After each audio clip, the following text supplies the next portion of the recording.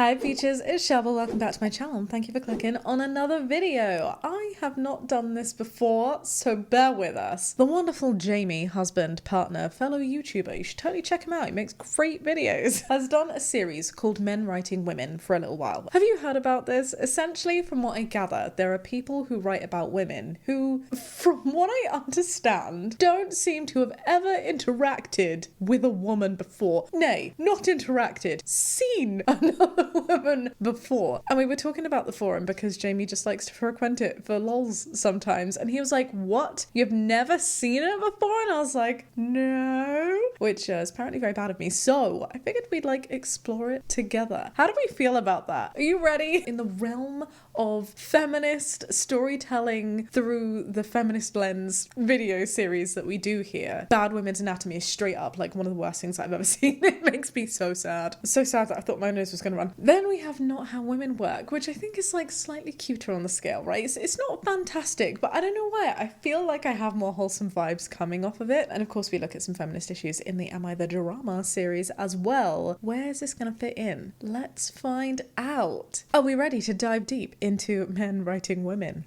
That sounds not great. Shpoop! The Bishop's Bedroom.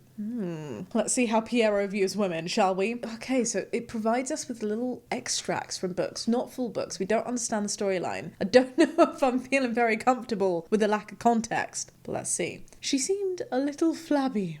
I wasn't entirely sure how I was going to approach these. I was thinking maybe just like a normal presenter storytelling voice, but is this setting the standard? Because the standard is low. Oh no! She seemed a little flabby, but she held herself well, and two formidable breasts protruded from beneath the chiffon veil that enveloped her. Enveloped her. She's not a piece of stationery. An ill-fitting bra squeezed them into melons. But without it, they'd surely have been more pendulous, like bears. What are we reading? This is like the Deep Blue Sea. You know that scene where he's like, we will beat this shark. Every single time I see that, I'm like, I know something bad is going to happen, and it still makes me jump. I knew this was going to be bad. I knew it, but yet I was not prepared. So we have a flabby lady with two formidable breasts. She's somehow in an envelope, and a bra is making her otherwise loose hanging pears look like melons. It's the fact that someone thinks that boobs can be squeezed into melon shapes as well. To be fair, actually, I feel like pears are not the worst description in the world. When I think of pear, it's often used to incorrectly describe women's bodies, right? So the idea of a pendulous pear bosom is certainly going to give someone their 5 a day, right? This is a terrible description for anything that is not a supermarket shelf, but it's not making my head hurt as much as Bad Women's Anatomy does. But as I said, the bar is low. Formidable breasts. I can see it. Breast boxing. There's like this current trend at the minute on TikTok where people are like, papa, papa, ooh,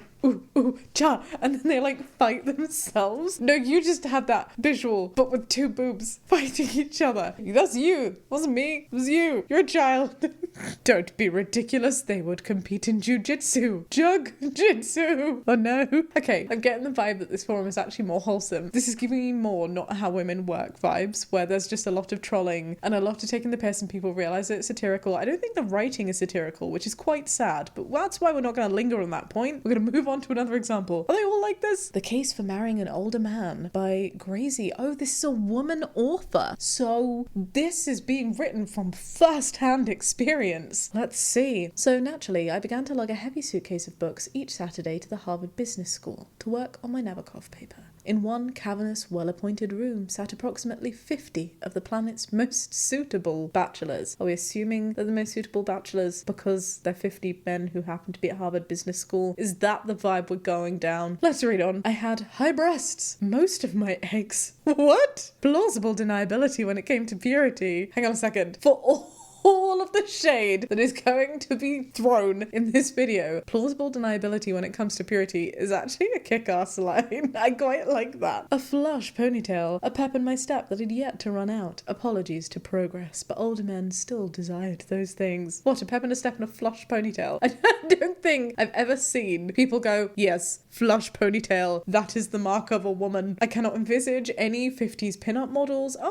I was thinking maybe the classic, you can do it, but that's not really for the male gaze. Ponytails, minus Ariana Grande, I don't think really like depict feminism in the way that this is suggesting it comes across. I don't know why I'm focusing on the ponytail. That is the least significant problematic thing about this post. Can we for a second just go to the X point? Like, even if that was something that could be seen along with high breasts, which, by the way, what does that mean? Are they here? I'm confused. But most of my eggs is not only a weird thing to say because one, people can't see your eggs. Two, okay, I guess the idea that a non-progressed man, I was gonna say older man, but man might consider egg count, like viewing women as fertility machines, could be a thing. But I've never, like, wide hips, sure. Number of eggs? This is not something that even history books have defined a woman as being, because number one, it's about quality, not quantity. You only need one egg to make a baby. Also, number two, leading back to my point C, I've lost my list because this whole thing is so freaking ludicrous. You don't have most of your eggs. I don't know why I just squeaked there. That was a squeak of surprise. The point is, most of my eggs is so factually incorrect. The reality is we lose most of our eggs growing up in the womb of our parent, in the birthing process as we come out into the world and as we are reaching puberty. Millions of eggs are removed in that process. So you're wrong. This is not how women work. That is not the form that we are on. But nonetheless, it is a point that I'm trying to make. Also, I know this is not the point. I know this is just for a little bit of fun, but with my Mama Shaaba hat on, why are you saying apologies to progress? Older men still desire those things. You are writing a fictional piece. I mean, I assume it's a fictional piece. It's bloody fictional if you're saying you got breasts up here. You could write anything. You can choose to emphasize anything, and yet you have chosen to reinforce terrible standards set by men, older men specifically, which we haven't even gone into, which I don't particularly want to go into. My wow. Luckily, the men at Harvard Business School have X-ray vision and an abacus so they can count her eggs before they deploy their eligible seed. So that's how the 1% do it. Who knew? Imagine what her pickup lines are like. I've got enough eggs to make a Spanish omelette, she whispered seductively. The only thing that I have in my mind right now is this tiny egg thing that I saw on this Netflix trailer, and like it turns around in its shell. I'm pretty sure this egg has like diagnosed depression. It's really, really grumpy and sad and just not loving life. Every time it turns around, you just see its tiny little butt crack. Eggs. I just want to know what a flush ponytail is. In my mind, a flush ponytail was Ariana Grande. I'm talking like neat. Basically the opposite of what my hair is now, right? Normally my curls are quite on point. Today, they're feeling a bit sad. Hair reflects a person, what can I say? But typically, with flush ponytails, you don't give that hair a chance. Everything is like glued down, super tight, gorgeous tight pony right here. That's flush pony. This is flush pony. Anyway, let's move on to something else. Up, up. In a Doctor Who kids book, of all things, says someone. I used to read these Doctor Who books. I never really thought about them in this way. I guess I don't really have like a grown-up lens to think about things in a more consciously formative way. Let's see. Thoughts of the call centre quickened Kate's pace down the winding streets towards the green. Her boss, Serena, would right now be looking at the empty corner desk, pulling her cardigan over her enormous, unforgiving breasts and dutting. Really? That was in a Doctor Who book? I don't believe it. I love Doctor Who. This must have been a very old book. Enormous, unforgiving breasts and tutting? Let's read on. I know it's not the bit that's highlighted, but I'm feeling cheeky. Serena, who wouldn't open filing cabinets in case she broke her nails. Of course, that's such a womanly thing to do. Women are incapable of opening doors. They walk into offices, they see a filing cabinet, they're like, it's not a kitchen. What do I do with it? Makes sense. Serena, who disapproved of Kate's personal calls, yet seemed to spend half her working day ringing her friend Sheila to discuss her wayward... It ends. Her wayward what? Her wayward what? I really did used to love the Doctor Who books. I don't recall anything about unforgiving breasts. I don't even know. As a woman, as a person who has had breasts for nearly 3 decades, how could you be unforgiving? How? I'm so confused. What trauma made you this way, breasts? Why can you not channel your inner Elsa and let it go? I'm so confused. How are they unforgiving? No. This is naughty. This is very naughty. It is naughty, and I think that's more a ruthless breast, not an unforgiving breast. So yeah, sure. I can see the book. Anyway, move on. For those of you wondering what the book is, I googled the highlighted line, and it is I Am a Dalek by Gareth Roberts. Maybe that is why this is so incorrect. A Dalek? Got confused. I was just like, what is a woman? I don't know. Maybe breasts have a conscience. Perhaps they can be unforgiving. A boom. Sorted. Mystery solved. Wow, 2006. Yeah. Honestly, that's around the time that I was reading the Doctor Who book, so I'm kind of sad. I'm not gonna lie. Serena, darling, can you ever forgive my infidelity? I can, but they won't. Unforgiving breasts. Boop. The Barbarians Are Coming by David. Ooh. The real question is, will David's description of women's be barbaric? Tune in now to find out. She opens and closes her eyes. She says, but there is no telling why. Asleep again, she shifts her position and does something with her hands, and the sheet flies off magically. Oh, didn't you know? Of course women have this power to, in their sleep, go whoop and have sheets fly off them magically. Women are not only capable of telekinesis, they are also absolutely immune to feelings of cold. And she is naked for the briefest instant, and I'm not sure if it's happened by accident or design. Wow. Okay. Where is this going? The fleeting sight of her long, lanky torso burns into my memory. Why is it a fleeting sight? Does she magically bring the sheet back onto her? How fleeting are we talking? And why is her torso long and lanky? And why would you use the word lanky to describe someone that you're clearly feeling some level of attraction to? Also, why watching somebody sleep? This is sort of the bigger question. Let's read on. The fleeting sight of a long lanky torso burns into my memory. Her breasts as tiny as teacups are pended on a clear pine board. What? This is real. Someone paid money to put this on paper and bind it and sell it, and then someone else put effort into buying it and opening it and reading it. And that's really sad to me. Wow. I have never heard of this thing before. As tidy as teacups. What does that mean? Does that mean that they kind of like blancmanged on the top of her body instead of like flopping? She's immune to gravity, clearly. That's how the sheet's flying off. And simultaneously, only for a fleeting second. Logic. Also, it's not just tidy as teacups, it's tidy as teacups appended on a clear pine board. There is very specific visual. Her boobs are so perky they're defying gravity. They don't flat nor spill off the side when she lies down. Someone else has corrected it. Her boobs were like banana pudding, nestled in her armpits. Wow. Fixed it. Go you. Well done. I use Sarah Millican because this absolutely sounds like something Sarah Millican would say. She does a lot of jokes about turning over and doing the whole hoof clap. It's amazing. This is a more logical reasoning. Banana pudding is a more logical reasoning than teacups on a pine board. I can tell you that now. That was a terrible laugh. This is a terrible thing that we are looking at. I'm so confused. Should we do a couple more? Whoop. The Forgotten, sent to me by my friend. Thank you, OP, for specifying that. I will now not judge you. The Maserati was parked nearby. Lounging next to the pool was the woman who'd been in the car. The man was not there. Forbidden fruit within your access. She'd slipped off her sundress and high heels, which sat next to her as she lay back on the chaise. Her bathing suit was tiny. A strip of fabric up top, a thong below. As she rolled over on her stomach, he could see nearly all of her revealed buttocks. Top tip for you writers, buttocks is not a sexy word. They were mostly firm, but still soft enough in places to be intensely feminine.